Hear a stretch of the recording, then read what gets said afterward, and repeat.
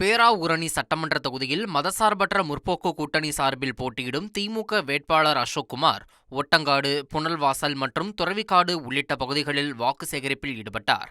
பிரச்சாரத்திற்கு சென்றபோது அங்குள்ள வயல்வெளிகளில் பெண்கள் நாற்று நட்டு கொண்டிருப்பதைக் கண்டு தானும் வயலில் இறங்கி நாற்று நட்டு வாக்கு சேகரித்தார். தொடர்ந்து திமுக வேட்பாளர் அசோக்குமாருக்கு பெண்கள் ஆரத்தி எடுத்து வரவேற்றனர். முன்னாடி வாங்கம்மா. அண்ணா யாரும் குறுக்க போகாதீங்க.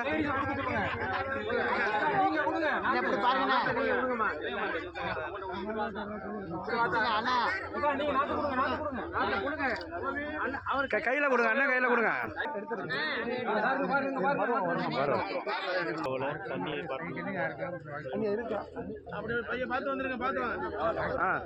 சேர்ந்து வாமா.